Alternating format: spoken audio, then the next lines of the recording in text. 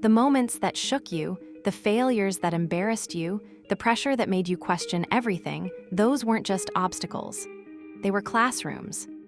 Because comfort may keep life stable, but it rarely transforms you. Real change begins the moment things stop going smoothly, when the plan collapses, when certainty disappears. This chapter is about that moment. It's about discovering that friction isn't the enemy of growth, it's the engine of it. That challenge doesn't block the path forward. In many ways, it is the path. And if you're willing to stay present in the pressure, the struggle that once felt like it was breaking you might actually be the very thing that reveals who you're becoming. Learning through new challenges, how friction becomes wisdom. You don't really know who you are until life puts you under pressure, until the rhythm breaks. The plan fails, the support falls through, and suddenly you're standing in the middle of a problem you didn't choose, asking yourself, what now? This chapter isn't about getting through hard times. It's about learning from them. It's about seeing friction as instruction, pain as perspective. Struggle is the exact pressure point where growth happens, not around it, not after it, but right in the middle of it.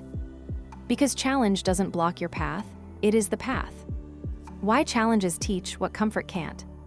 Let's not pretend comfort is useless. It has its place. Rest, peace, pleasure, these matter. But comfort rarely stretches you. It rarely asks anything new of you. It maintains. Challenge, on the other hand, pulls things out of you that you didn't even know were there. When life is smooth, you coast, you perform, you stick to the script. But when life gets bumpy, you confront the truth. Some of your beliefs don't hold up. Some of your patterns are about survival, not alignment. You've been relying too much on outside approval to feel valid. That's not an insult, that's insight. Real growth usually shows up when you're tired, when your old strategies fail, and when you're unsure what to do next. That's when you dig deeper. You listen closer. You act more honestly. Challenge doesn't just test you, it reveals you. And what do you find in that pressure? That's the self you've been waiting to meet. So when struggle arrives, don't rush past it. Sit with it. Study it. Stretch inside it. Because this isn't just the hard part, it's the honest part. When life gets loud, listen closer. When comfort fades, growth begins. This isn't breakdown, it's a breakthrough in motion. Comfort polishes, challenge reveals, and that's where growth begins. The psychology of stretch. When something new hits, whether it's a demanding project, a breakup, or a health scare, your brain goes into cognitive strain. That just means your internal map no longer matches the terrain. That's when discomfort shows up. Doubt, frustration, fear, but also possibility. Because when your known tools stop working, you're forced to improvise, adapt, rethink what you've assumed. And in that process, your brain rewires. It builds plasticity. You start to react with a little more calm instead of the default panic. Solve problems with instinct as well as logic. Focus on what really matters, not just what's loudest. This is where wisdom begins, not in theory, but in pressure. Not when things go smoothly, but when they go sideways. Because stretch doesn't just build knowledge, it builds depth. If your days feel repetitive and comfortable, but quietly too small for who you're becoming, and you know there's a bigger life waiting outside your routines. If your days feel repetitive, comfortable, but quietly too small for who you're becoming, don't just think about this, work through it.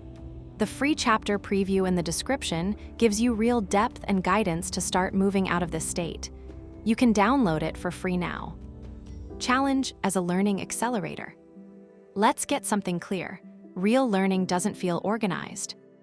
It feels like mess, doubt, trying and failing, saying the wrong thing, feeling like a beginner again. But that's what real growth looks like. Learning through challenges means you start paying attention to what's happening and how you're responding. That's the gold.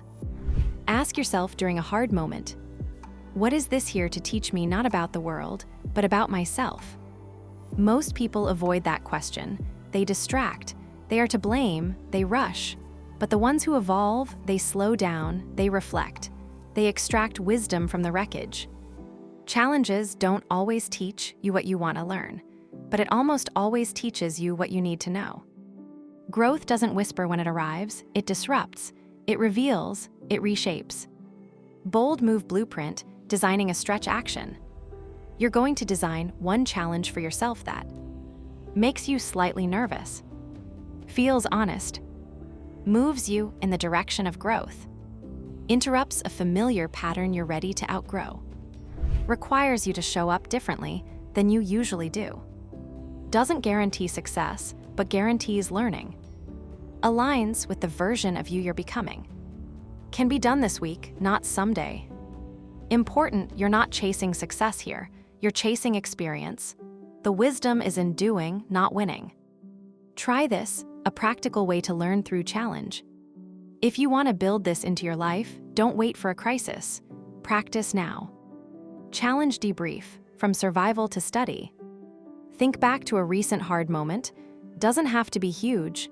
A tense conversation, a tough week, a failed project. Journal on these. What did I fear most during that moment? What reactions came up instinctively? Which ones actually helped me?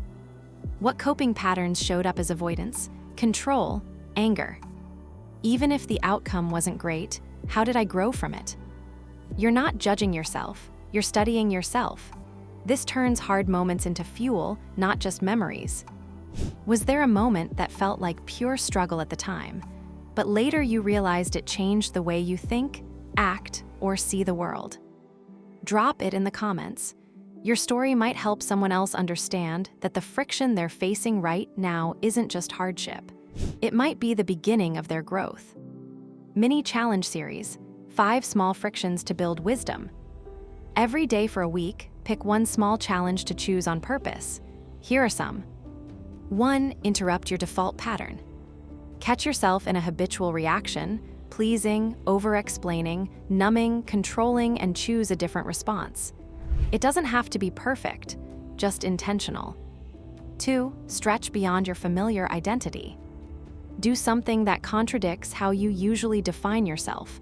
If you're the helper, ask for help. If you're the thinker, express emotion without analysis. Invite the version of you that hasn't had space yet. 3. Ask for feedback that stings a little.